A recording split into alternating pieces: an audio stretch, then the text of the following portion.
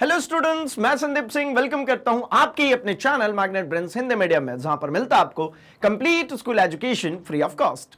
तो जैसे कि हम मिला कहते हैं हमारे फिजिक्स सब्जेक्ट के साथ, और इन दिनों हम डिस्कस कर रहे हैं हमारे चैप्टर ठोसों के यांत्रिक गुण की, मतलब मैकेनिकल प्रॉपर्टीज ऑफ सॉलिड्स की बात चल रही है भाई। और इस चैप्टर के अंदर हम लोगों ने देखा हर एक छोटे बड़े कॉन्सेप्ट्स को, साथ ही साथ हम लोगों ने देखा इसके जितने भी हमारे न्यूमेरिकल प्रॉब्लम्स थे उनकी बात हमने करी, अलग से हमने कॉम्पिटिटिव एग्जामिनेशंस के लिए भी फॉर्मूलेस की बात करी, उन पर बेस्ड क्वेश्चंस की बात करी, एंड उसके साथ साथ में हम लोगों ने एनसीईआरटी के जितने भी एक्सरसाइज क्वेश्चंस हैं उनको भी कवर अप किया।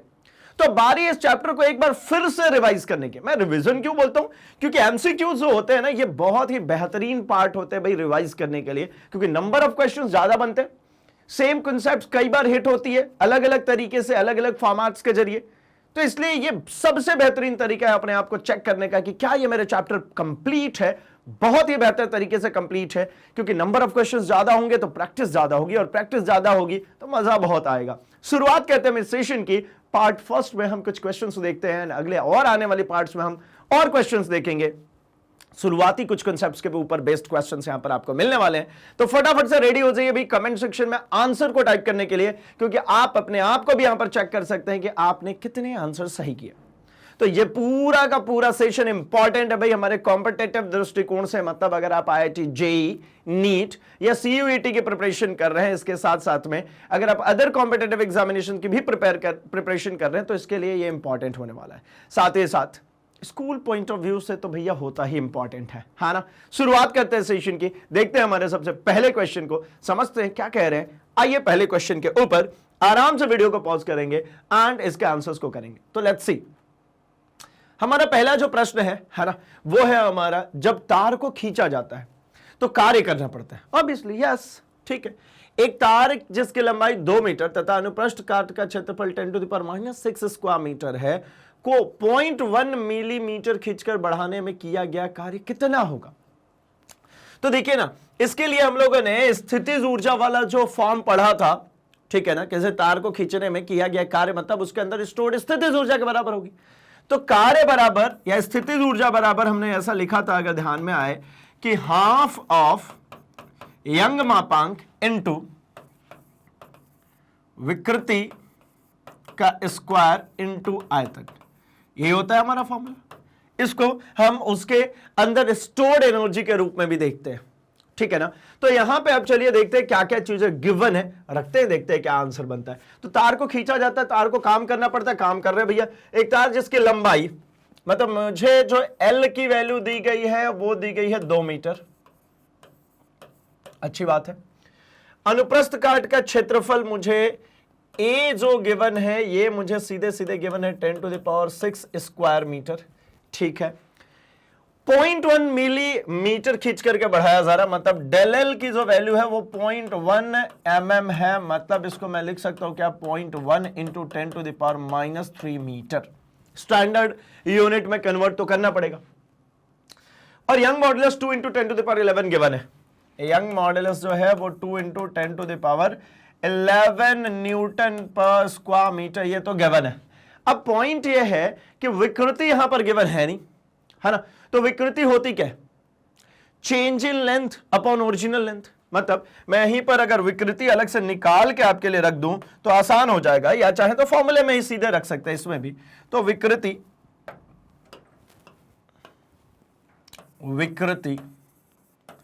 हमारी होती है डेल एल अपॉन में एल।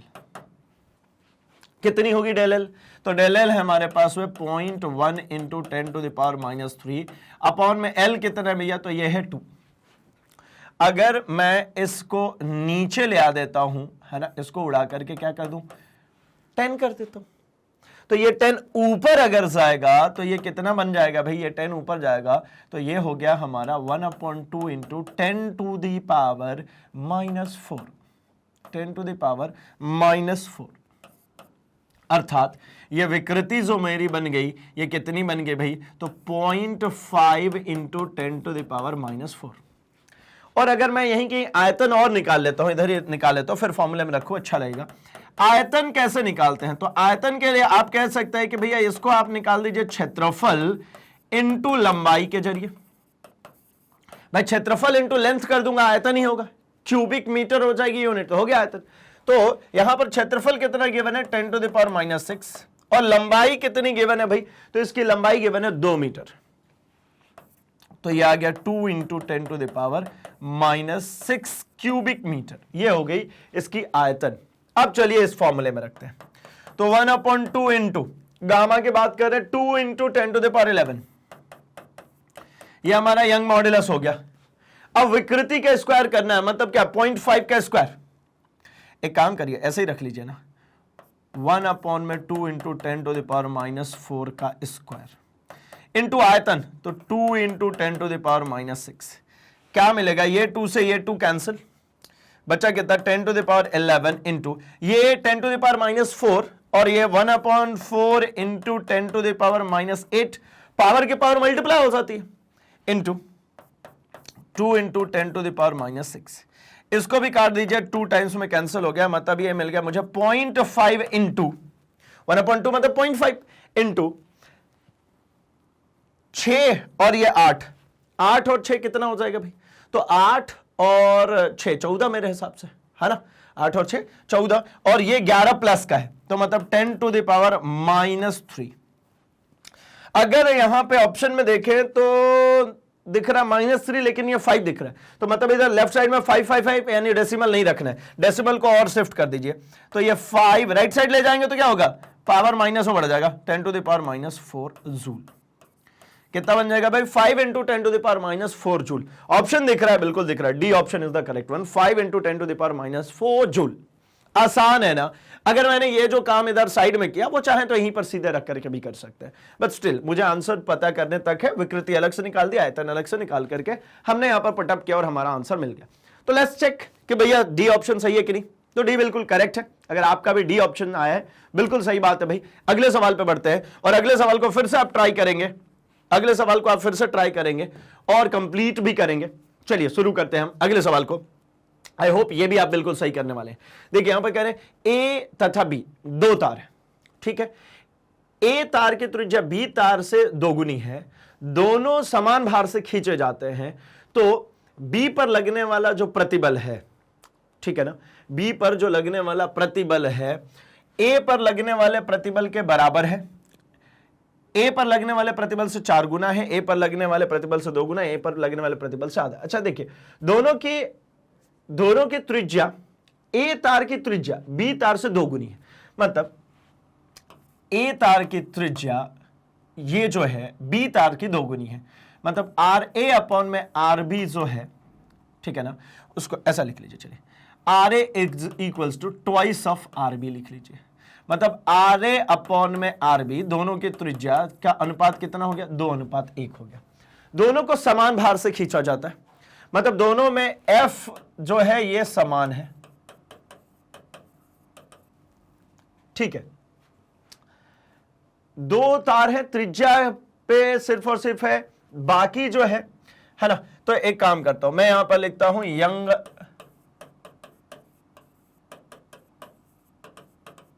गुणांक से, ठीक है, यंग गुणांक से क्या कर लूं भाई, तो यंग मापांक में, अच्छा लेंथ की बात करेंगे इसमें तो बड़ी हुई, चलिए इसको भी हटा देता हूं। मैं तो सीधे सीधे लिखता हूं प्रतिबल की ही बात करें ना, तो मैं लिखता हूं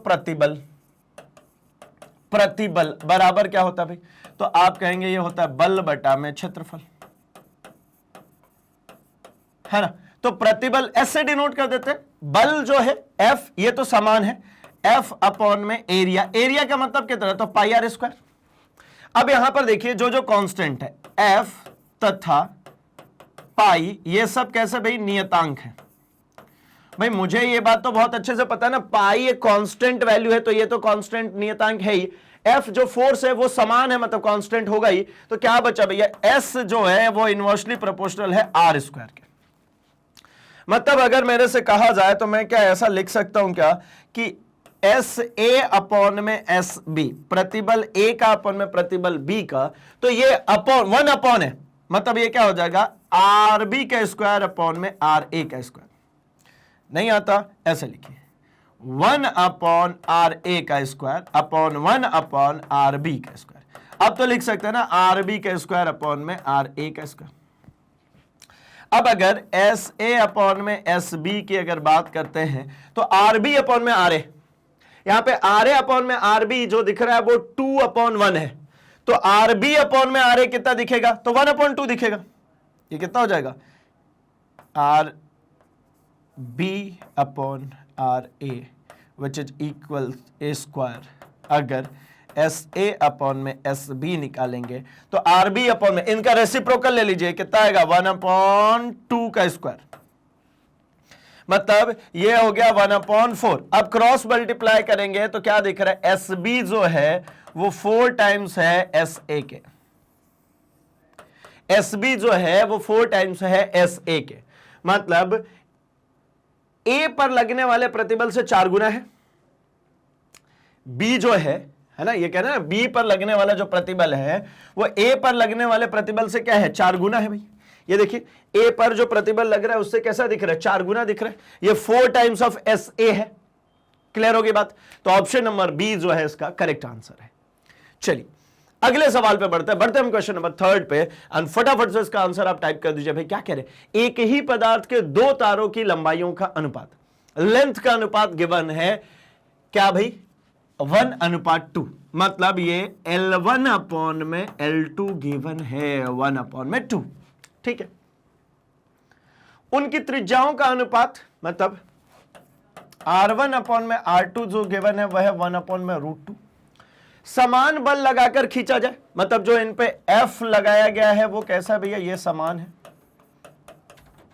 और एक ही पदार्थ के बने हैं, मतलब इनका घनत्व भी कैसा होगा, D जो होगा घनत्व जो होगा ये भी कैसा होगा, समान होगा। ठीक है, ये घनत्व है ना, घनत्व भी समान होगा भाई। तो उनकी लंबाई में वृद्धि का अनुपात क्या होगा, मतलब ये पूछना चाह रहे हैं कि जो डेल एल में जो चेंजेस आएंगे इनकी बात कीजिए। तो फोर्स अगर मेरे को सेम दिया गया है ना, तो मैं एक काम करता हूं, ये दोनों समान पदार्थ के लिए बने हैं, इसका मतलब हो सकता है कि जो गामा होगा वो भी कैसा होगा भैया, समान होगा। मतलब इसका यंग मापांक जो होगा वो एक पदार्थ के लिए सेम होती है, यंग मापांक में चेंजेस नहीं आता है सेम पदार्थ के लिए, तो यंग मापांक कैसा होगा, समान होगा। तो मैं कहता हूं जरा देखिए ना, गामा इक्वल्स टू होता कितना है, तो एफ एल अपॉन में ए डेल एल होता था। इसको थोड़ा सा और एक्सप्लोर करते हैं, एफ एल अपॉन ए को लिखता हूं मैं पाई आर स्क्वायर, इसको क्या लिख लूं, इसको लिख ले तो मैं पाई आर स्क्वायर, ये हो गया भैया हमारा पाई आर स्क्वायर इनटू जो डेल एल चल रहा था ये चल रहा है। अब यहां पर क्या है, जो जो समान है उनको हटा देते हैं, बाकी को रिलेट कर देंगे। तो मैं कहता हूं कि यहां पर एफ समान है, ठीक है, और जो गामा समान है, तो ये दोनों अगर समान है, अतः क्या कह सकता हूं, एक नया रिलेशन बनाते हैं अपन, कैसा, तो मैं कहता हूं ये L1 अपॉन R1 का स्क्वायर इंटू डेल L1। ठीक है, ये L1 अपॉन R1, ये बाकी तो कट जाएंगे ना, बराबर L2 अपॉन में R2 का स्क्वायर डेल L2, यही मिलना है। अगर यहां से मुझे चाहिए क्या, मुझसे मांगा जा रहा है डेल एल की बात करिए, डेल एल की बात कीजिए, तो मैं एक काम करता हूं ना, बड़ा ही आसान सा इसको सॉल्व करता हूं आगे की तरफ। डेल L2 को इधर ले चलिए, तो del L2 upon del L1 को यहीं छोड़िए, डेल L1 बराबर जो इधर में थे उनको तो रखना ही पड़ेगा, L2 अपॉन में R2 का स्क्वायर, L2 अपॉन में R2 का स्क्वायर। अब क्या गया भाई, तो देखिए यहां से ये L1 नीचे आ जाएगा, तो ये L1 हो गया, और यहां से ये नीचे साइड से यहां से R1 स्क्वायर ऊपर चला जाएगा, तो ये R1 स्क्वायर, यानी फाइनली मैं अगर लिखना चाहूं तो लिख सकता हूं R1 अपॉन में R2 का स्क्वायर इनटू L2 अपॉन में L1, L2 अपॉन में L1, यही del L2 upon del L1 बनेगा। हो गई बात खत्म। अब यहां पर चलिए रखते हैं हम वैल्यूज, क्या दिया है, L1 अपॉन L2 दिया है 1/2 और R1 अपॉन R2 दिया गया है 1/√2।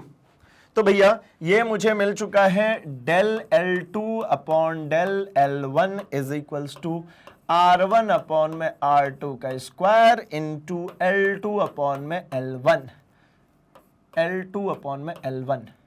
तो R1 अपॉन में R2, R1 अपॉन में R2 मतलब 1/√2 का स्क्वायर L2 अपॉन में L1, यहां क्या लिखा हमने लिखा L1 अपॉन L2, तो L2 अपॉन L1 क्या हो जाएगा, इसका रेसिप्रोकल मतलब 2 अपॉन 1 हो गई ना, बात खत्म। ये इसको करेंगे तो कितना बचेगा 1 अपॉन 2, ये कितना बचेगा 2 अपॉन 1, ये तो खत्म हो गया 1:1, मतलब डेल L2 अपॉन में डेल L1 जो मिलने वाला है वो 1:1 मिलेगा, यानी ऑप्शन नंबर सी क्या मिलेगा भाई, ऑप्शन नंबर सी जो है ये करेक्ट आंसर है। ठीक है, चलेगा, ठीक, फाइन। आइए क्रॉस चेक करते हैं, ऑप्शन नंबर सी बिल्कुल करेक्ट है। ठीक है, बढ़ते हम अपने अगले सवाल पे, क्वेश्चन नंबर 4 पे आते हैं और ज्यादा देखते हैं ये क्या कह रहे हैं। क्वेश्चन नंबर 4 में कह रहे हैं कि किसी पदार्थ के यंग गुणांक के मात्रक निम्नलिखित में से किसके मात्रकों के समान होता है। देखिए ना, यंग मापांक की अगर आप बात करते हैं तो यंग मापांक होता क्या है, यंग मापांक क्या होता है भाई, तो ये होता है हमारा प्रतिबल बटा विकृति। अब ये यंग है तो अनुदैर्ध्य प्रतिबल बटा में अनुदैर्ध्य विकृति। अब विकृति कैसी भी हो, ये तो कैसी होती है भाई, मात्रकहीन होती है, इसके पास तो कोई मात्रक होता नहीं है, जो होगा इसी के पास होगा। तो प्रतिबल क्या होता है भाई, तो ये होता है बल बटा में क्षेत्रफल, और ये बल की यूनिट न्यूटन, क्षेत्रफल मतलब स्क्वायर मीटर। अब इधर से भी देखिए, तो दाब की अगर आप बात करते हैं तो ये होता है न्यूटन पर स्क्वायर मीटर, क्योंकि ये भी होता है बल बटा में परपेंडिकुलर क्षेत्रफल, तो ये दाब। विकृति की कोई यूनिट नहीं होती, और संपीड़ितता की जो यूनिट होती है वो जो हमारा बल्क मॉड्यूलस, मतलब ये जो है इसका इनवर्स होता है। संपीड़ितता की अगर यूनिट की बात करेंगे तो मीटर स्क्वायर पर न्यूटन होता है, बल की बात करेंगे तो अकेला न्यूटन होता है, ये मात्रकहीन होता है। तो अर्थात सीधे सिंपली समझ में आ रहा है इसी का मात्रक है भाई न्यूटन पर स्क्वायर मीटर, जो कि हमारा प्रतिबल के बराबर, यंग गुणांक जो है इसका भी न्यूटन पर स्क्वायर मीटर होता है, तो इसके बराबर होता है, यानी आंसर दाब है। आंसर क्या है, दाब है। अगले सवाल में बढ़ते हैं, सवाल नंबर 5। निम्न 4 तारें एक ही पदार्थ की बनी, मतलब सभी तार जो है पदार्थ एक ही की बनी है, ठीक है। इन पर समान तनाव लगाने पर किसमें अधिक वृद्धि होगी, कौन सा है जिसमें लेंथ में बढ़ोतरी अधिक होगी। तो एक काम करना पड़ेगा, मुझे फिर से एक रिलेशन निकाल करके सबको चेक करना पड़ेगा।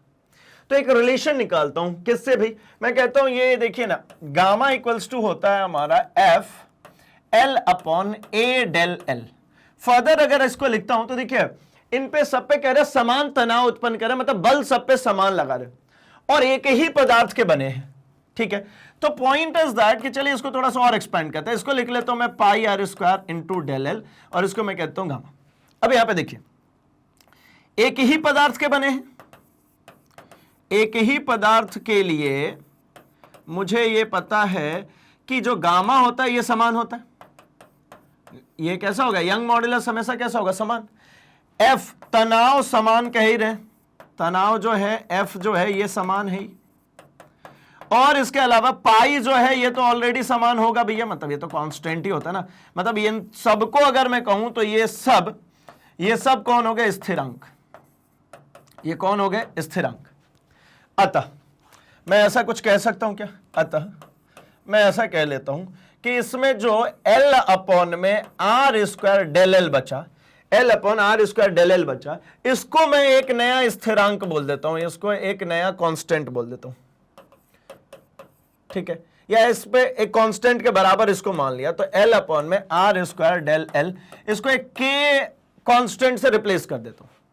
अब मैं क्या करता हूं कि पहला, दूसरा, तीसरा, चौथा, चारों में मैं उठा करके रखता हूं इनकी वैल्यूज। लंबाई अलग दी गई है ना, व्यास जो है 0.5 गिवन है, और हमसे कह रहे हैं तनाव पर लगने में अधिक वृद्धि किस में होगी। तो इस डेल एल को इधर ले चलिए, एल अपॉन में आर स्क्वायर के टाइम्स ऑफ डेल एल।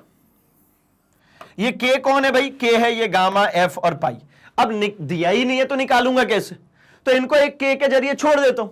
अब मैं देखता हूं कि डेल एल की वैल्यू के टर्म्स में ही, ये के को नीचे ले आया, तो के टर्म्स में ही डेल एल की वैल्यू सबसे ज्यादा किस में आ रही है, जिसमें सबसे ज्यादा इसकी वैल्यू आएगी, ठीक है, वो सबसे ज्यादा उसके अंदर वृद्धि होगी।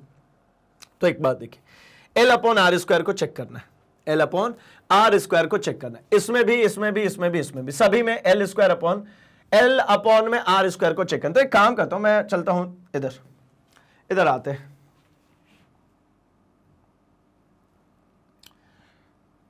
ठीक है, एक काम करते हैं, हम इधर आते हैं, ठीक है, चलिए ब्लैंक रख लेते हैं, ये रख लेते हैं भैया, ठीक है। हम कर रहे हैं क्या, एमसीक्यूज।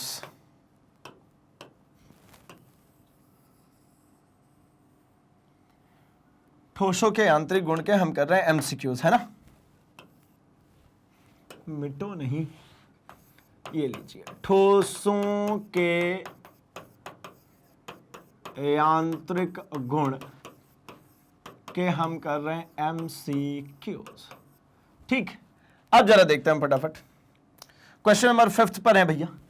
5 का हम बात करना चाह रहे हैं ए में हमारे पास जो रिलेशन है उसको अलग से मैं रख लेता हूं, है ना, del L equals to L upon R square के, del L equals to L square L upon R square K, L upon R square के।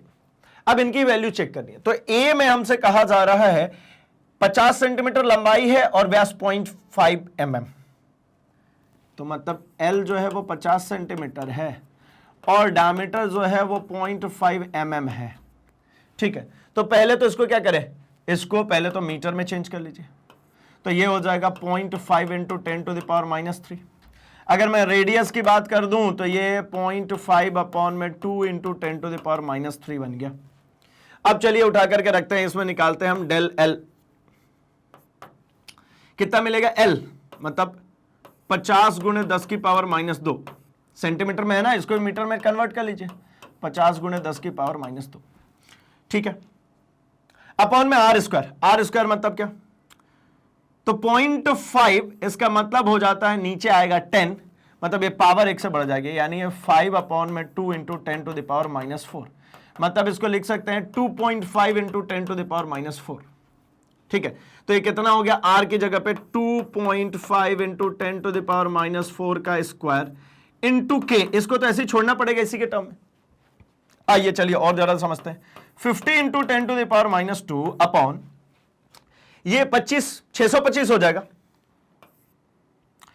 इसको भी एक खिसका देते हैं ना उधर, तो ये 625 हो गया इंटू 10 की पावर, अगर इसको खिसकाएंगे तो ये कितना हो जाएगा 10⁻⁻⁵, ठीक है ना।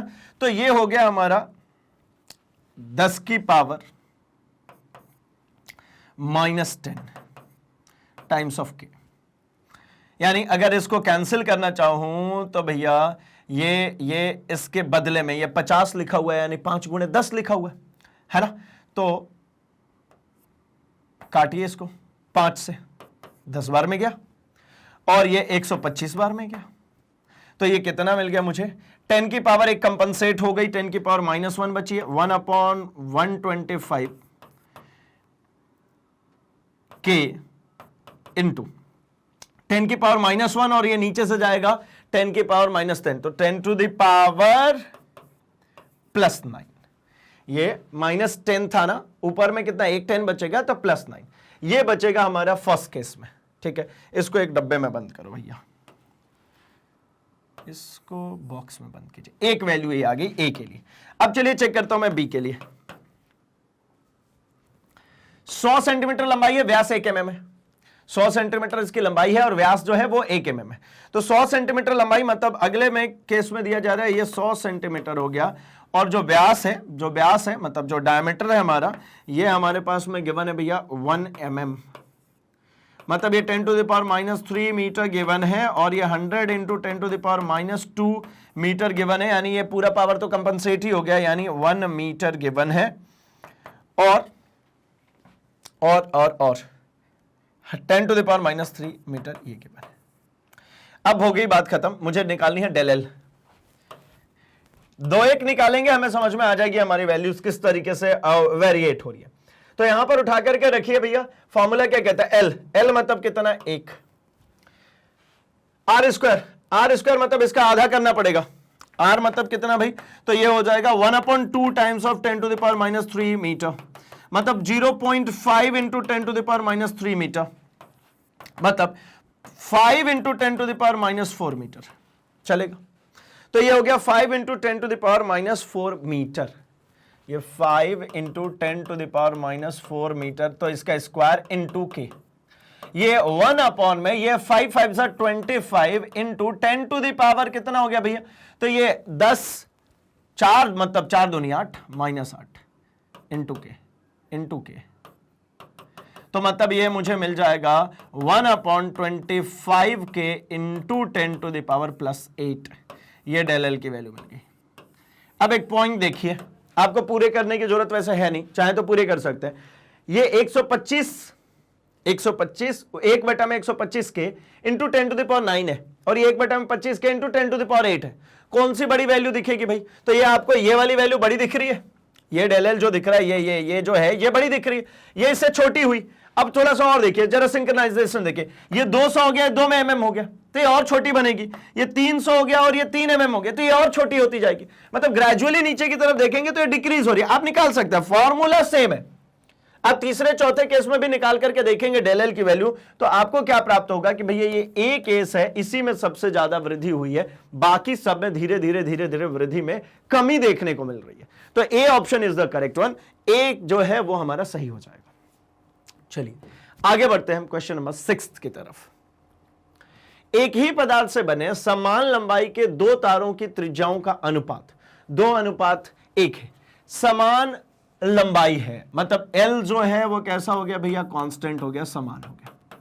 हमेशा यही कर रहे हैं, जो समान है ना उसके लिए रिलेशनशिप फाइंड आउट करें, उसको कैंसिल आउट करके। त्रिज्याओं का अनुपात, मतलब अगर मैं कहूं R1 अपॉन में R2, तो कह रहे हैं कि 2:1 है, उनको समान भार से खींचा जाता है, मतलब F जो है ये भी कह दिए कि भैया ये भी समान है, तो उनकी लंबाई में वृद्धि का अनुपात आप बता दीजिए। तो भैया आप उनके लंबाई में वृद्धि का अनुपात, एक ही पदार्थ से बने हैं, इसका मतलब गामा की भी बात कर लीजिए, ये भी कैसी हो गई है, समान हो गई है। ठीक है, पदार्थ से बने हैं, समान लंबाई के दो तार हैं, त्रिज्याओं का अनुपात अलग अलग गिवन है ना, तो उनकी लंबाई में वृद्धि, मतलब आपको पूछा जा रहा है कि आप डेल L1 अपॉन में डेल L2 की वैल्यू बताइए। कितना आसान है, देखिए भाई, मैं कहता हूं यंग मापांक क्या होता है भैया, तो ये होता है FL अपॉन में A डेल L। फर्दर लिखते हैं तो FL अपॉन में पाई R स्क्वायर डेल L। अब क्या क्या कह रहे हैं, ये सब कांस्टेंट है, जो कांस्टेंट है उनको हटा करके अगर आप कंपेयर करेंगे तो आपको क्या मिलने वाला है भाई, तो आपको एक रिलेशनशिप मिलने वाली है। यहां पे देखिए, gamma constant, F constant, L constant, पाई कांस्टेंट, तो R स्क्वायर डेल L क्या मिलेगा, R स्क्वायर डेल L एक कांस्टेंट के बराबर, ये देखिए ये सब कुछ कांस्टेंट हो चुका है ना, तो FL पाई तथा गामा नियतांक है। अतः क्या कह सकते हैं भाई, तो कह सकते हैं कि यहां पर 1 upon R square del L जो होगा वो एक कांस्टेंट के बराबर होगा। मैं C एक कांस्टेंट लेता हूं, एक कांस्टेंट C के बराबर होगा। तो इसका मतलब क्या दिख रहा है भाई, कि इसका मतलब दिख रहा है कि डेल L जो होगा ये प्रोपोर्शनल होगा किसके, 1 अपॉन R स्क्वायर के। डेल L जो प्रोपोर्शनल है वो किसके, 1 upon R square. Del L को इधर भेज दीजिए, तो 1 अपॉन R स्क्वायर के प्रोपोर्शनल, ये कांस्टेंट रहा C। तो अब यहां पे समझ में आ चुके हैं मुझे कि भैया डेल L1 अपॉन में डेल L2 कैसा होगा, तो L1 जो होता है 1 अपॉन R1 है, तो लिख लीजिए 1 अपॉन R1 का स्क्वायर, 1 अपॉन R2 का स्क्वायर। सॉल्व करेंगे तो R2 ऊपर जाएगा, मतलब R2 अपॉन में R1 का स्क्वायर, यानी डेल L1 अपॉन में del L2 is equals to R2 upon में R1 का होल स्क्वायर। R2 अपॉन में R1 की अगर बात करें तो R1 अपॉन R2 2:1 है, 2 अपॉन 1 करेंगे तो क्या हो जाएगा 1 अपॉन 2, ये इसका रेसिप्रोकल, इसका रेसिप्रोकल क्या मिलेगा भैया, तो 1 अपॉन 2 का स्क्वायर, मतलब 1 अपॉन में 4, यानी डेल L1 अनुपात डेल L2 जो है वो आपको कितना मिलेगा, 1:4 मिलेगा, 1:4 मिलेगा। ऑप्शन दिख रहा होगा भैया, ए option is the correct one, A option जो है बिल्कुल सही आंसर है। ठीक है, चलेगा, चेक कर लेते हैं, सही है भाई।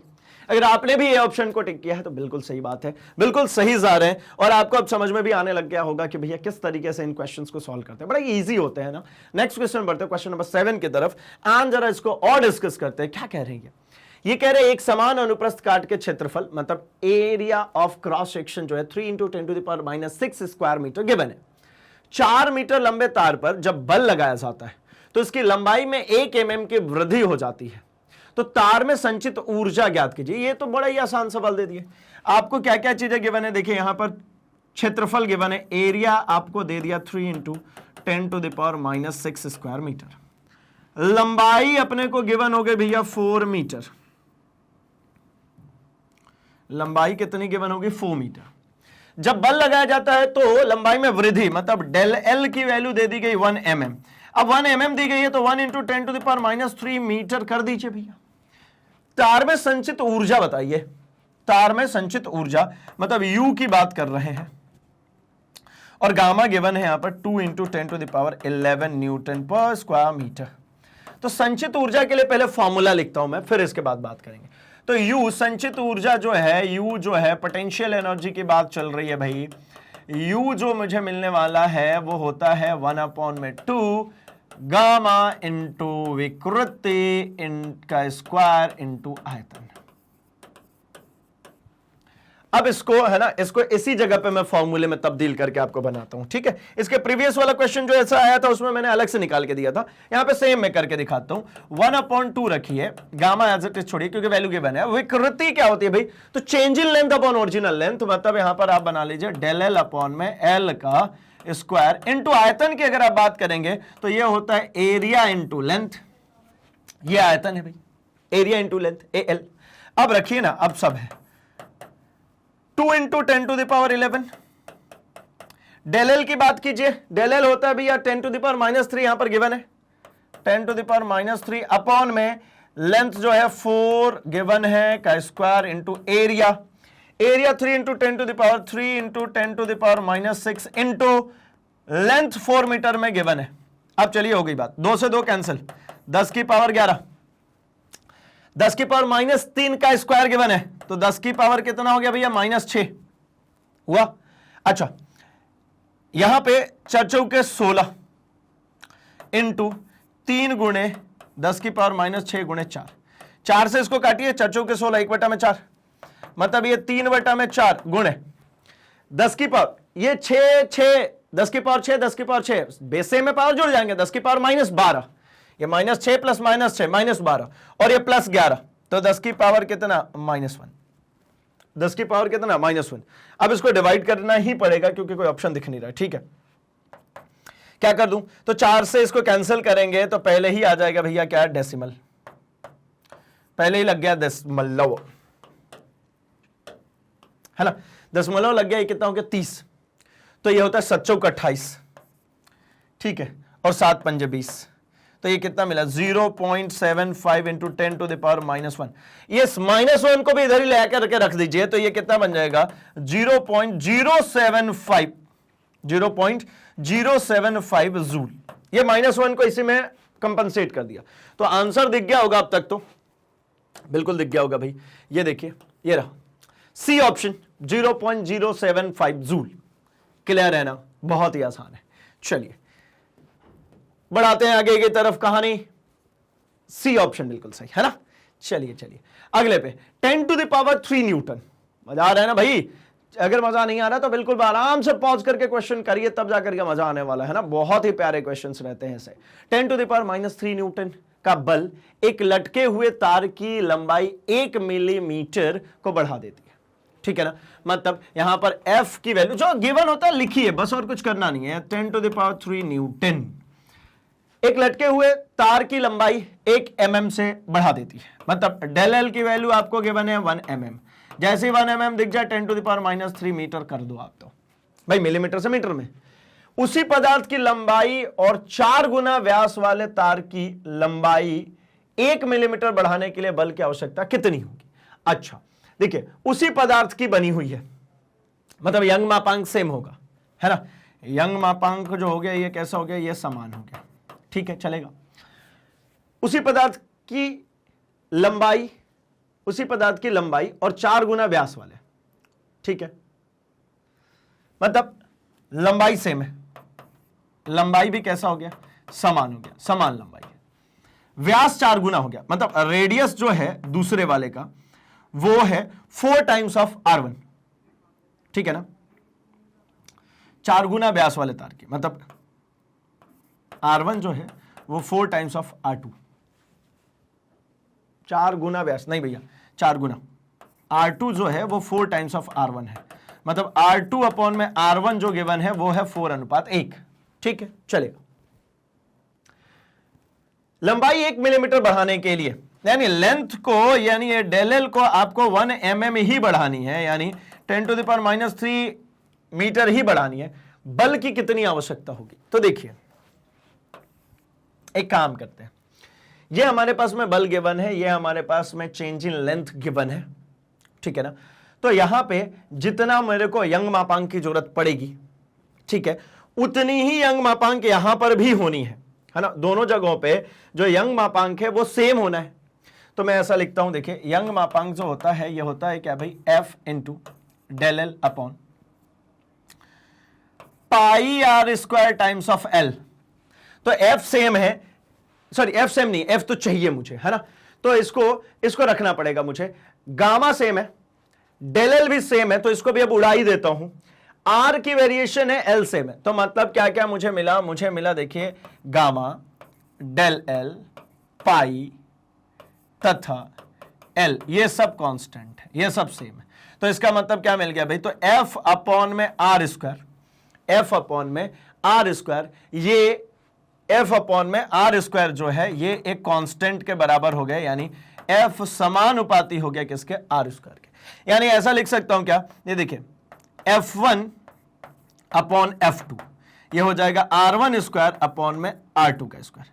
मतलब यहां पर हमारे पास में गिवन है, F1 की वैल्यू हमारे पास में गिवन है 10⁻³ F2 मुझे चाहिए, R1 अपॉन में R2 की वैल्यू हमारे पास में गिवन है R2 अपॉन R1 के फॉर्म में 4/1, ये कितने गिवन है, 4/1, तो ये कितना हो जाएगा 1/4 का स्क्वायर। ध्यान से देखिएगा 2/1 गिवन है ना, यहां पे मेरे को क्या चाहिए, 1/2 चाहिए, तो 1/4 का स्क्वायर। अब F2 को उधर भेजिए, क्रॉस मल्टीप्लाई, 10⁻³ अपॉन में F2 इज इक्वल टू 1/16, मतलब F2 कितना आ गया भैया, तो 16 इंटू 10⁻3, कितना आ गया, 16 इंटू 10⁻3 न्यूटन।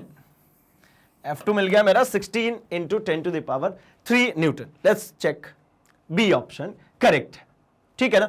आसान सा काम होता है, मैं हर बार आपको कह रहा हूं कि ऐसे सभी सवालों में आपको एक ही काम करना है, जितने भी चीजों के बीच में रिलेशनशिप दिख रहे हैं उन सभी को कांस्टेंट बनाइए, हटाइए और बचे हुए को सिर्फ और सिर्फ सॉल्व कीजिए, पूरी वैल्यू रखने की कोई जरूरत नहीं है। देखिए डेल एल गिवन था, मुझे क्यों ही रखना, जब कटेगा ही तो, गिवन तो था लेकिन मुझे क्यों रखना, ठीक है ना। तो चलेगा, इसका आंसर आ चुका है हमारा बी।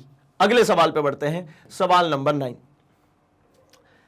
लंबाई L और परिच्छेद A की तार गामा यंग नियतांक के पदार्थ की बनी है, खींचने पर लंबाई में प्रसार x है, तो किया गया कार्य कितना होगा।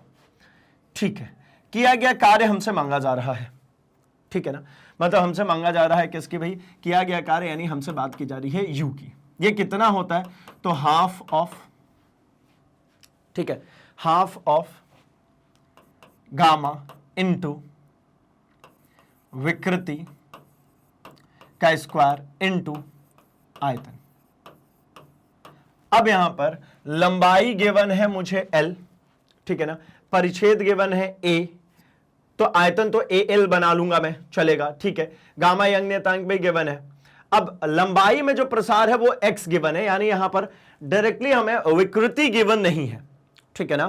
तो यहां पर विकृति को मुझे कैलकुलेट करके ले आना पड़ेगा, विकृति जब कैलकुलेट हो जाएगी तब जाकर के इसका आंसर बनेगा। तो लिखते हैं भैया, ये 1/2 इंटू गामा विकृति का स्क्वायर, मतलब कितना, तो यहां पर कह रहे हैं कि लंबाई में चेंज जो हुआ है वो x है और एक्चुअली जो लंबाई थी वो L है, तो x/L का स्क्वायर इंटू आयतन का मतलब क्या कहेंगे भाई, तो क्षेत्रफल इंटू लंबाई।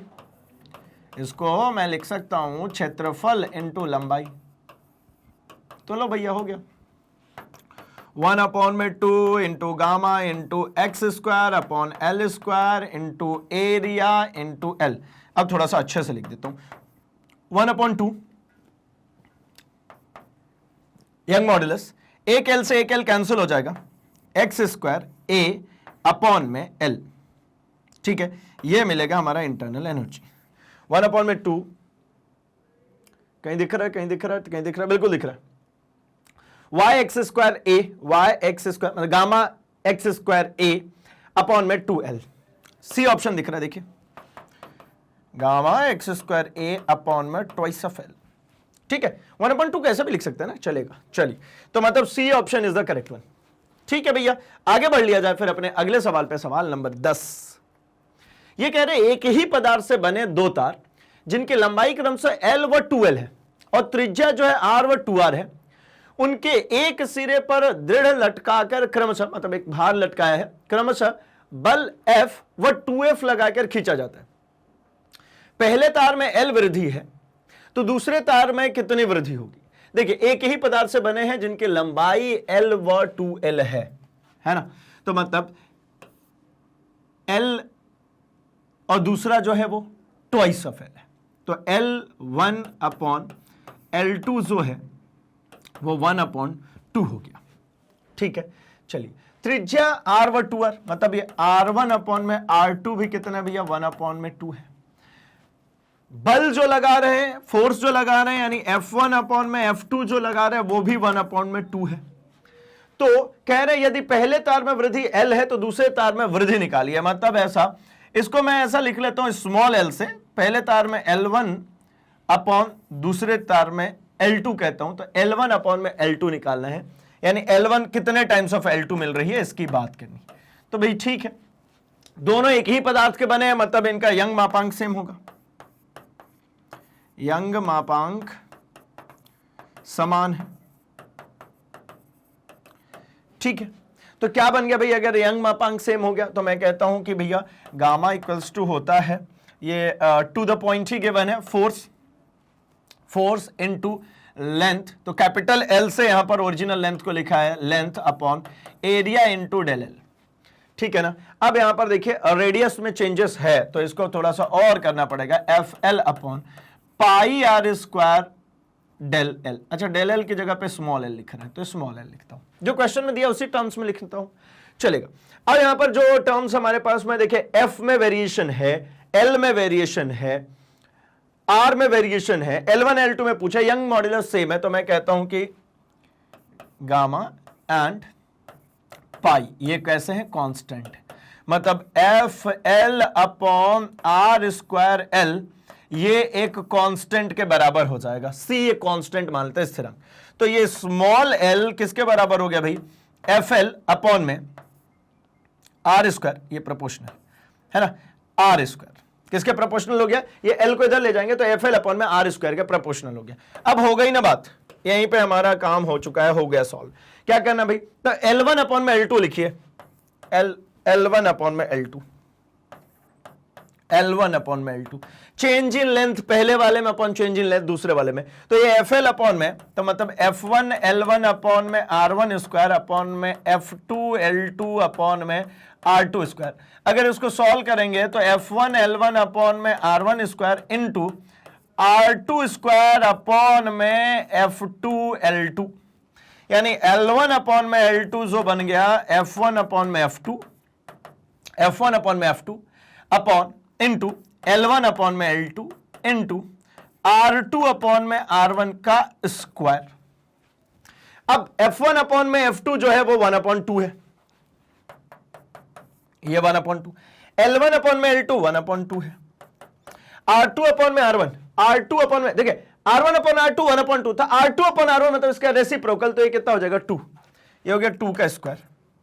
ठीक है, कितना हो गया 2 का स्क्वायर, तो 2 ये 4 और ये 4 ये तो कैंसिल हो गया, ये तो 1 आ गया, मतलब L1 जो है वो बराबर है L2 के, यानी L जो होगा वो बराबर होगा L के ही, है ना, L जो होगा वो बराबर होगा L के, मतलब ए ऑप्शन करेक्ट हो जाएगा। लंबाई में जो परिवर्तन होगा वो सेम परिवर्तन होगा, कोई भी चेंजेस नहीं आएंगे। ठीक है, तो 10th का आंसर आ चुका है ए। बढ़ता हूं मैं अगले सवाल की तरफ। यहां कह रहे हैं कि एक लटकते हुए तार जिसकी त्रिज्या 4 mm तथा लंबाई 100 सेंटीमीटर है का ऊपरी सिरा एक दृढ़ स्थिर, ऊपरी सिरा मतलब स्थिर है, इसके निचले सिरे को 30 डिग्री से मरोड़ा जाता है, तो उसमें ऐंठन कोण कितना होगा। इसके अंदर में ऐंठन कितना प्रोड्यूस होगा इसकी बात करना चाहते हैं। ठीक है, तो देखिए ऐंठन जो प्रोड्यूस होगा उसके लिए हम सिंपली बना लेते हैं यहां पर। तो देखिए यहां पर जो गिवन है पहले तो उसको लिखते हैं, एक लटकते हुए तार की त्रिज्या आर यहां पर गिवन है भैया 4 mm, है ना। कितने गिवन है? 4 mm।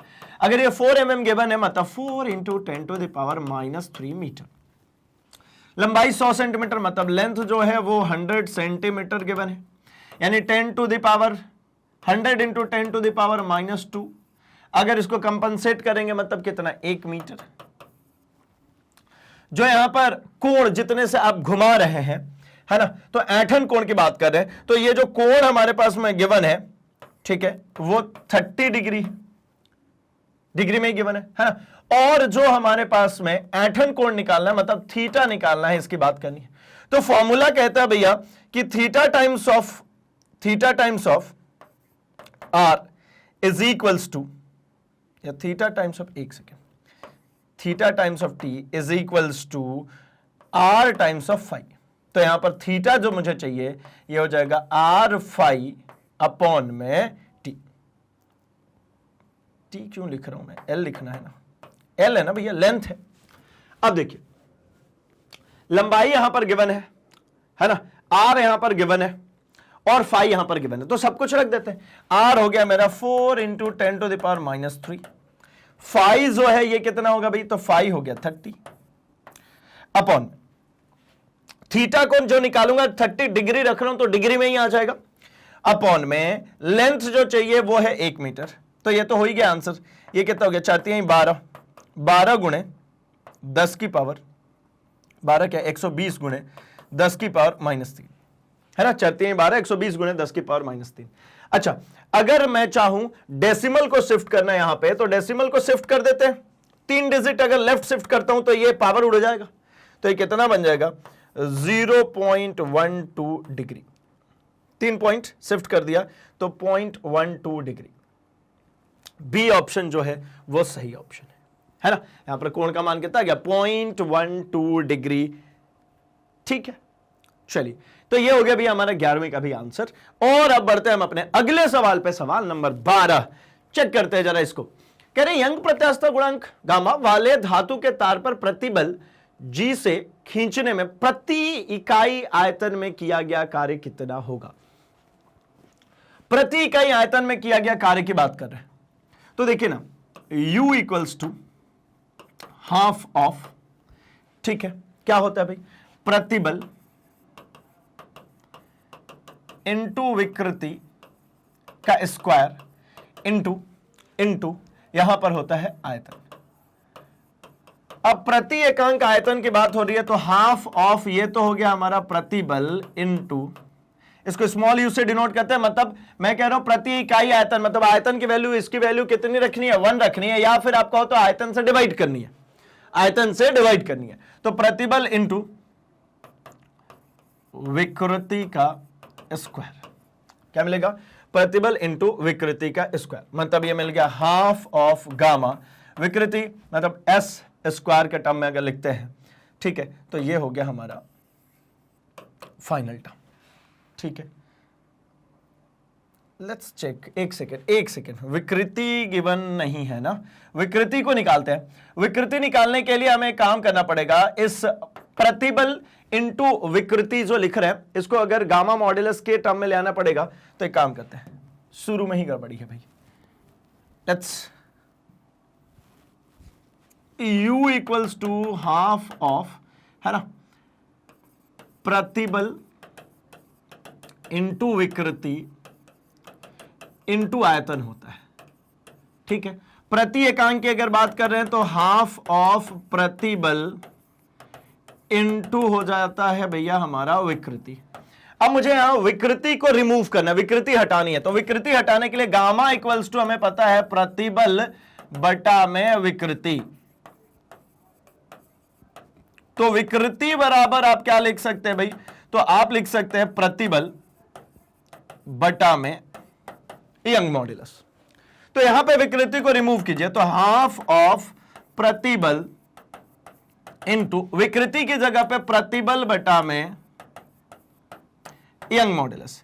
तो ये क्या मिल जाएगा भाई, 1/2 प्रतिबल का स्क्वायर अपॉन में गामा, मतलब U equals to per unit volume की बात चल रही है, तो कितना होने वाला है ये, प्रतिबल का स्क्वायर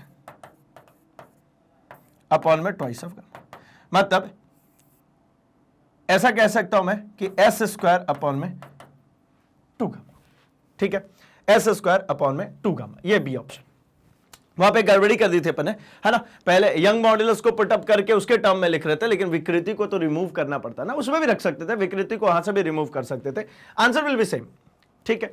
चलिए, तो क्या मिल गया भाई, बी ऑप्शन मिल गया हमें, बी ऑप्शन इसका करेक्ट है। आगे बढ़ता हूं मैं अपने अगले सवाल की तरफ, 13th नंबर क्वेश्चन। क्या कह रहे हैं, एल लंबाई व आर त्रिज्या के तार का यंग प्रत्यास्था गुणांक यहां पर गिवन है। यदि लंबाई L/2 व त्रिज्या R/2 कर दी जाए तो यंग प्रत्यास्था गुणांक कितना होगा। तो भाई एक बात समझिए, ये जो यंग प्रत्यास्था गुणांक होती है, यंग प्रत्यास्था गुणांक मतलब हम गामा की बात करना चाह रहे हैं, ये अल्टीमेटली हमें पता है कि ना तो ये लंबाई पे निर्भर करती है और ना ही ये त्रिज्या पे। क्यों? क्योंकि ये मटेरियलिस्टिक प्रॉपर्टी है, ये किसी भी पदार्थ के लिए हमेशा सेम होगी, कांस्टेंट होगी, ठीक है ना। तो ये इसके लिए क्या लिख सकते हैं, लंबाई तथा त्रिज्या पर निर्भर नहीं करती, त्रिज्या पर निर्भर नहीं करती है।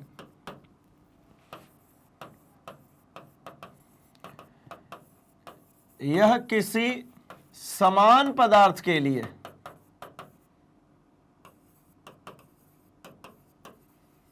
कैसा रहेगा भाई, तो समान रहेगा, किसी समान पदार्थ के लिए समान रहता है, ये चेंज नहीं होता है, ठीक है। तो मतलब क्या समझ में आ रहा भाई, ये भी गामा न्यूटन प्रति स्क्वायर मीटर होगा, ठीक है, क्यों मटेरियलिस्टिक प्रॉपर्टी है ना। अगर स्टील की बात करें तो दुनिया भर के जितने भी स्टील होंगे सेम तरीके के, उनमें गामा की वैल्यू सेम होगी, ठीक है। अगर कॉपर की बात करेंगे तो कॉपर की हर जगह वैल्यू सेम होगी, तो आंसर क्या हो जाएगा भाई, बी होगा, गामा न्यूटन प्रति मीटर स्क्वायर। आगे, दृढ़ता गुणांक के मात्रक क्या है। दृढ़ता गुणांक की जब आप बात करते हैं, मतलब मैं बात करना चाह रहा हूं मॉड्यूलस ऑफ रिजिडिटी की, तो मॉड्यूलस ऑफ रिजिडिटी को कैसे लिखते भाई, तो ये सेम होता भाई, स्पर्शी बल होती है इसके ऊपर, है ना, ये कैसी होती है, स्पर्शी प्रतिबल होता है, अपरूपण कह सकते हैं, अपरूपण प्रतिबल कहते हैं इसको, अपरूपण कह लेता हूं, अपरूपण प्रतिबल बटा में अपरूपण विकृति। अब कहानी क्लियर है, विकृति की तो कोई यूनिट, इसकी तो कोई यूनिट होती नहीं है, ये मात्रकहीन है। अब जो होता है किसका होता है, प्रतिबल का। अब जब विकृति का कुछ मात्रक होगा नहीं तो जो भी होना है क्या होगा, प्रतिबल का, और प्रतिबल का मात्रक क्या होता है भाई, तो ये होता है न्यूटन पर स्क्वायर मीटर। क्या होता है, न्यूटन पर स्क्वायर मीटर। तो इसकी यूनिट क्या हो जाएगी भाई, newton per square metre. D option correct. बढ़िए, अगले सवाल पे, सवाल नंबर 15। यंग प्रत्यास्था गुणांक गामा आयतन प्रत्यास्था गुणांक के तथा दृढ़ता गुणांक थीटा में क्या संबंध होता है। तो भाई ये अगर आपको ध्यान में हो तो मैंने आपको है ना एट द फाइनली जब मैंने सेशन एंड किया था मेरे कॉन्सेप्ट वीडियोस के भी और हमारे one shot complete chapter revision के भी, तो मैंने आपको ना एक फॉर्मुलेशंस की पूरी शीट दी थी जिसके अंदर मैंने डिस्कस किया था कि भैया इन सभी के बीच में क्या रिलेशनशिप होते हैं। तो ये डायरेक्ट वहीं से क्वेश्चन है हमारा, एंड ऑप्शन नंबर ए इसमें हो जाएगा हमारा करेक्ट, है ना। गामा इक्वल्स टू 9 ईटा के अपॉन में 3k प्लस ईटा होता है, ठीक है। इसको डिराइव करने की कहीं पर भी जरूरत नहीं है, डायरेक्टली इन रिलेशंस को याद रखेंगे। बढ़ते हम अपने अगले सवाल की तरफ, सवाल नंबर 16। यंग प्रत्यास्था गुणांक वाले एक तार में संचित प्रत्यास्थ ऊर्जा कितनी है। अभी जैसे हमने बात करी थी इसमें संचित ऊर्जा की, ठीक है ना, यू की बात करी थी, तो हमने क्या निकाला था भाई, 1/2 प्रतिबल इंटू विकृति इंटू आयतन। अब जरा सवाल में ऑप्शन में देख लेते किसके टर्म में मेरे को चेंज करना है, प्रतिबल के टर्म में भी, विकृति के टर्म में भी। देखिए प्रतिबल इंटू विकृति इंटू आयतन ऐसा कुछ नहीं हो सकता, तो इसको तो उड़ा ही देते हैं। एक ये पॉसिबिलिटीज है, ठीक है, डी, सी और ए। तो मुझे जहां तक दिख रहा है यहां पर मेरा जो विकृति बटा में आयतन जैसा भी कोई कॉन्सेप्ट नहीं बनने वाला, ये भी नहीं होना, मेरे हिसाब से तो डी ऑप्शन भी नहीं हो सकता है, मेरे हिसाब से ऑप्शन नंबर सी होना चाहिए।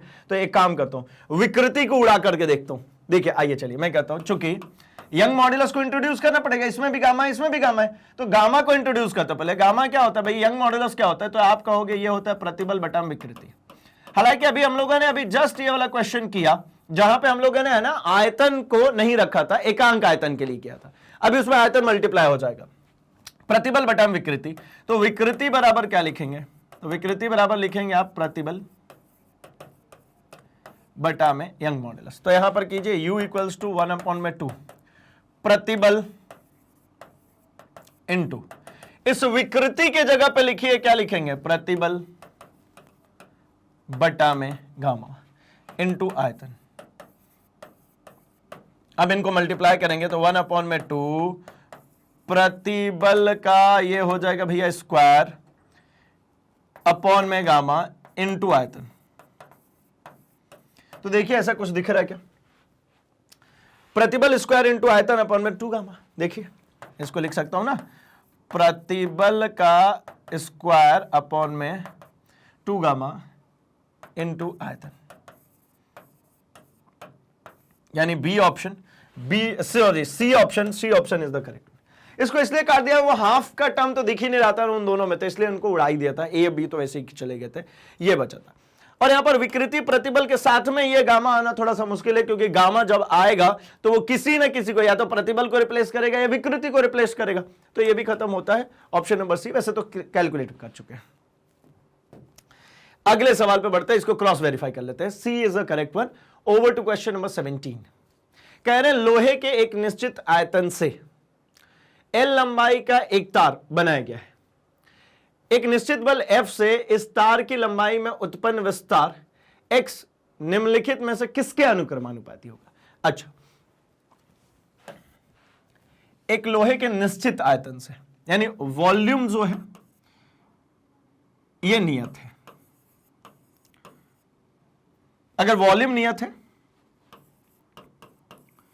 तो मतलब ऐसा कह सकता हूं कि एरिया इंटू लेंथ भी, ये भी क्या होगा, ये भी नियत हो जाएगा। ठीक है, चलिए आगे बढ़ते हैं।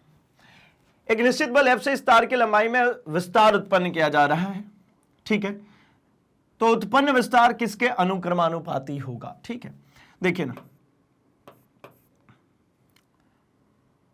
बल लगा रहे हैं मतलब गामा की बात करनी पड़ेगी मुझे, force into length upon area into change in length. तो चेंज इन लेंथ यहां पर कितना कह रहे भैया, x विस्तार, डेल एल की जगह पे क्या कह रहे हैं, x है।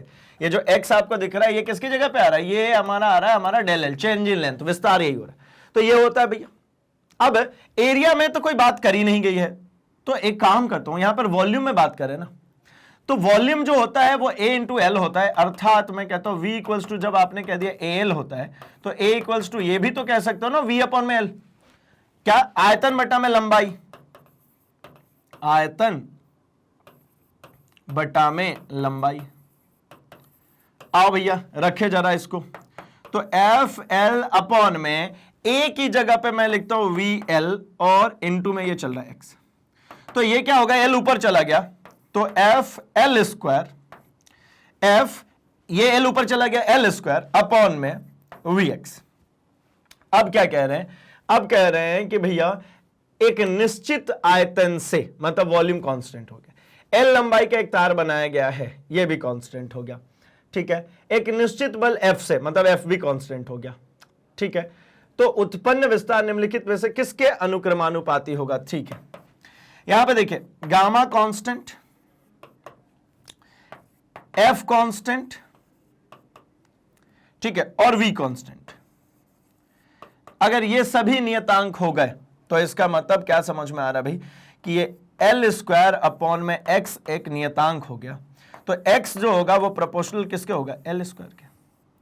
मतलब विस्तार जो है वो लंबाई के समानुपाती होगा, वो भी लंबाई नहीं कहूं, लंबाई के स्क्वायर के, स्क्वायर ऑफ लंबाई के समानुपाती।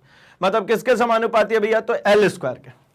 किसके समानुपाती, एल स्क्वायर के। ये गलत लिखा है, जब ये कांस्टेंट हटाएंगे तो प्रोपोर्शनल लग जाएगा ना, ठीक है, कुछ गड़बड़ है क्या, लेट्स चेक वंस अगेन, ये CX स्क्वायर हो जाएगा, है ना, CX स्क्वायर 1 अपॉन आना चाहिए मेरे हिसाब से, एक बार चेक करते हैं, नहीं L स्क्वायर, ठीक है ठीक है ठीक है ठीक है ठीक है, फाइन। 17वें का आंसर आ चुका है भैया, हमारा कितना मिल रहा है, x is proportional to L square, x जो है वो प्रोपोर्शनल है किसके, L स्क्वायर के, चलेगा, इसमें कोई दिक्कत परेशानी नहीं है। बढ़ते हम हमारे अगले सवाल की तरफ, सवाल नंबर 18 की तरफ। 20 इंटू 10⁸ न्यूटन स्क्वायर मीटर का प्रतिबल लगाने पर, अच्छा प्रतिबल लगा रहे हैं तो ये पर स्क्वायर मीटर होना चाहिए भाई, है ना, फोर्स अपॉन एरिया। एक पूर्णतः प्रत्यास्थ तार की लंबाई दोगुनी हो जाती है, यंग प्रत्यास्थता गुणांक कितना होगा। देखिए आपने ये जो फोर्स लगाया है ना, ये जो प्रतिबल लगा है, प्रतिबल जो लगाया है ये है 20 इंटू 10⁸, और सीधे सीधे क्या कह रहे हैं कि इसकी लंबाई कैसी कर दी, दोगुनी। लंबाई कैसी हो गई, लंबाई हो गई दोगुनी। लंबाई दोगुनी होने का मतलब क्या है, विकृति डबल हो गई। हमने क्या कहा था, हमने कहा था देखिए ना, यंग मॉडुलस, ठीक है, हाँ यंग मॉडुलस जो होता है वो प्रतिबल बटा में विकृति होता है। देखिएगा आराम से समझते हैं, क्या प्रतिबल बटा में क्या होता है भैया, विकृति। और इसके लिए डेफिनेशन क्या दिया था, अगर विकृति एकांक हो, विकृति कितनी होनी चाहिए भैया, एकांक। एकांक विकृति मतलब विकृति की जगह पे अगर 1 रखते हैं तो ये गामा किसके बराबर हो जाता है, प्रतिबल के। गामा किसके बराबर हो जाएगा, प्रतिबल के। अगर विकृति की जगह पे आपको कह रहे हैं कि डबल हो गई, विकृति जस्ट डबल हो गई, मतलब सीधा है भाई कि लेंथ कितनी कर दी, जितनी, ये दोगुनी होने का मतलब क्या होता है कि जो डेल एल है वो किसके बराबर होगी, एल के बराबर होगी, यानी जितनी लंबाई थी उतनी ही लंबाई में वृद्धि हो गई। तो बात यही तो होती है, एकांक वृद्धि। विकृति की अगर बात कर रहे हैं, विकृति अगर मैं कहता हूं तो क्या होता है भाई, तो आप कहते हो डेल एल अपॉन में एल होता है। अब डेल एल भी एल के बराबर होगी, तो एल अपॉन में एल कितना हो गया, 1। 1 का मतलब क्या भाई, तो विकृति कितनी हो गई, विकृति एकांक हो गई। अगर विकृति एकांक हो गई तो ये आपको क्या दिख रहा है, गामा इक्वल्स टू, तो सीधे सीधे प्रतिबल हो गया ना।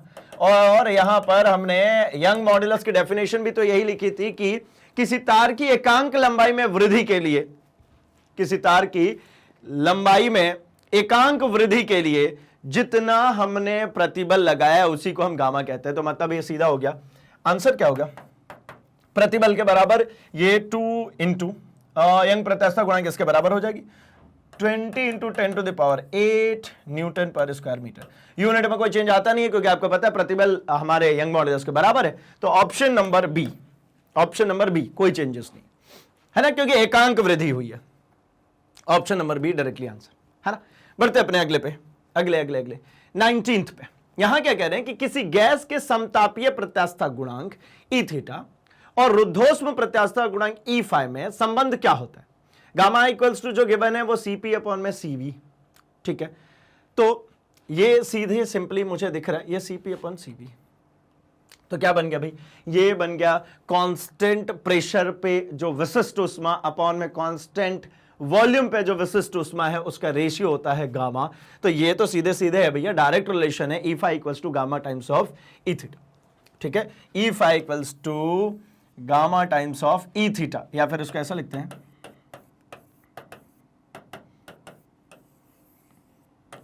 ठीक है। ये क्या है, तो ये जो हमारा ई फाई जो दिख रहा है ये होती है हमारी रुद्धोष्म प्रत्यास्थता गुणांक और यह है समतापीय प्रत्यास्थता गुणांक। तो ये रुद्धोष्म प्रत्यास्थता, इसी के रेशियो को तो कहते हैं हम रुद्धोष्म प्रत्यास्थता गुणांक बटा में आयत समतापीय प्रत्यास्थता गुणांक।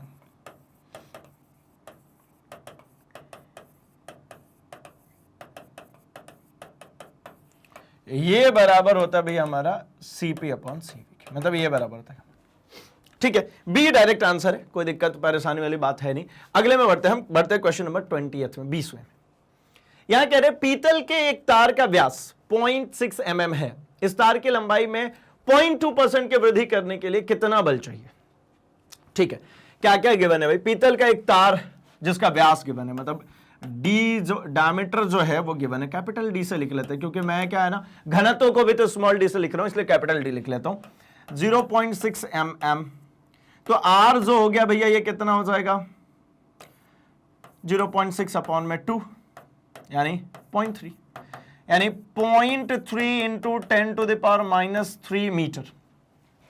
अब लंबाई में वृद्धि है ना, लेंथ में चेंज, यानी मैं कहता हूं कि डेल एल अपॉन में एल जो है वो है 0.2%। कितना है 0.2%, मतलब ये है 0.2 अपॉन में 100 है ना। इसको और उड़ा दो, 1000 कर दो, 2 बटा में 1000, तो 2 इंटू 10⁻, कितना भैया -3 कर देते हैं। ये हो गया हमारा क्या डेल एल अपॉन में एल। ठीक, जो वैल्यू चाहिए देख लेंगे। और लंबाई में इतना वृद्धि करने के लिए कितना बल चाहिए, ठीक है, तो F निकालने की बात कर रहे हैं और यंग मॉड्यूलस गिवन है पीतल का 0.9 into 10⁻11 Newton per square metre. आइए तो फॉर्मूला क्या कहता है भैया यंग मॉड्यूलस का, यंग मॉड्यूलस कहते हैं गामा इक्वल्स टू F, ठीक है, L अपॉन में A डेल, अच्छा इसको स्मॉल एल लिखा तो स्मॉल एल लिखता हूं। अब F अपॉन ये पाई आर स्क्वायर कर दीजिए और इसको डेल एल अपॉन में एल लिख लीजिए, ये एल को नीचे उतार देता हूं, यही तो था पहले भी, तो हो गई ना बात खत्म। क्या करना है मुझे चाहिए यहां से भैया F की वैल्यू, तो F इक्वल्स टू ये सारे टर्म्स इसके साथ में मल्टीप्लाई हो जाएंगे, gamma into pi R square into del L upon में एल। ये गिवन है मेरे पास 0.9 इंटू 10⁻11, ये हमारे पास में गिवन है भाई पीतल के लिए यंग मॉड्यूलस। ये पाई जो है 3.14, आर स्क्वायर, तो आर स्क्वायर के लिए 0.3 इंटू 10⁻³ 0.3 इंटू 10⁻³ का स्क्वायर इंटू डेल एल की अगर बात करें तो 2 इंटू 10⁻³ डेल एल अपॉन में एल। लीजिए हो गई बात खत्म। 0.9 इंटू 3.14, ये नंबर्स को एक जगह पे रख रहा हूं और कुछ नहीं कर रहा मैं, इसको भी ले आइए, तो 0.3 लिख ले तो 2 बार 0.09 हो जाएगा, 0.09 इंटू 10⁻11 यहां पे रखा हुआ है, 10⁻6 यहां पे आएगा, 10⁻³ यहां पे आएगा। अच्छा एक 2 भी इधर इंतजार कर रहा है, तो भैया यहीं कहीं पे 2 को भी इंसर्ट करो, इंटू 2। अब देखिए अगर इन सभी के डेसिमल्स उड़ा करके सीधे मल्टीप्लाई करने की कोशिश करो तो थोड़ा आसान हो जाएगा।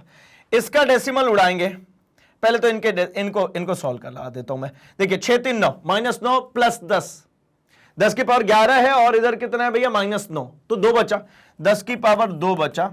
अब बाकी को रिजॉल्व करते हैं, ये अगर करेंगे तो 10 की पावर -1 और यहां पे -2, यहां पे भी -2, तो 2 2 4 और 1 5, मतलब 10 की पावर -5। अगर ये रख दें तो नंबर्स पूरे सिंपल हो गए, 9 इंटू 314 इंटू 9 इंटू 2।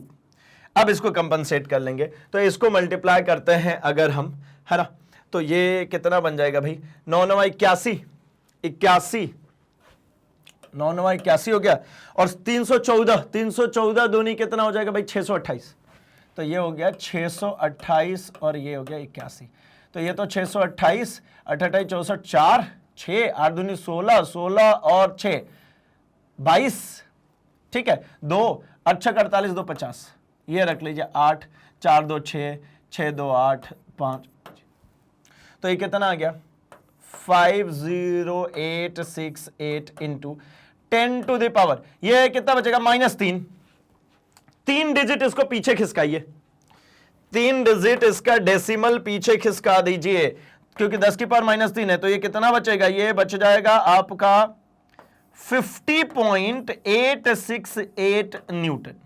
कितना बचा 50.868 न्यूटन। तो यहां पर कुछ गिवन है क्या, 51 है नियरेस्ट वैल्यू, 50.86 का मतलब क्या 51 ही है अल्टीमेटली, और गिवन भी है लगभग, तो मतलब C option is the correct.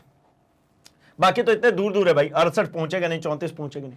50 कुछ दिया होता तो मैं सोचता, फिर भी मैं 51 के साथ जाता, क्योंकि 50.86 है। 50.8 मतलब अब नियर बाय पहुंच चुके हैं हम 51 के। तो C option is the correct one. चलेगा भाई, कोई दिक्कत परेशानी नहीं होनी चाहिए। ठीक है, तो 20वां सवाल भी बन गया। ठीक है, जब 20वां सवाल बन ही गया है तो क्या करें भाई, बस इतना सा ही तो हमें करना था इस सेशन में। इस सेशन में हमने हमारे टॉप 20 क्वेश्चंस की बात करी है। अभी आगे आने वाले सेशंस में और भी क्वेश्चंस को मैं कराने वाला हूं।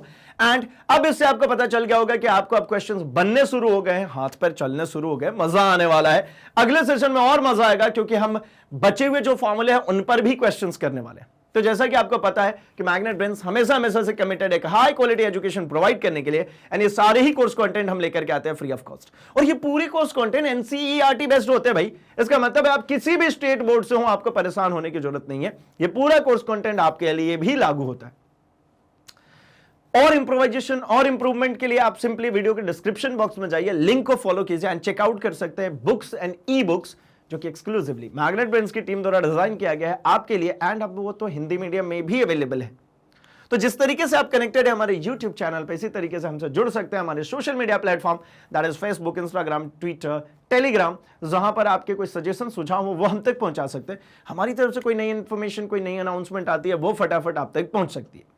तो जल्दी से इस वीडियो को लाइक कर दीजिए, चैनल को सब्सक्राइब एंड इसे अपने दोस्तों में शेयर करना बिल्कुल भी नहीं भूलेंगे, क्योंकि उन्हें भी तो बताना है कि मैग्नेट ब्रेन्स हिंदी लेकर के आते हैं क्वालिटी एजुकेशन, एक्सपीरियंस टीचर्स के साथ, वो भी फ्री ऑफ कॉस्ट। तो बने रहिए हमारे साथ। हम मिल रहे हैं अपने अगले सेशन में कुछ और धमाकेदार क्वेश्चंस के साथ। तब तक के लिए अपना और अपने आसपास सबका बहुत सारा ख्याल रखेंगे। Thanks for watching.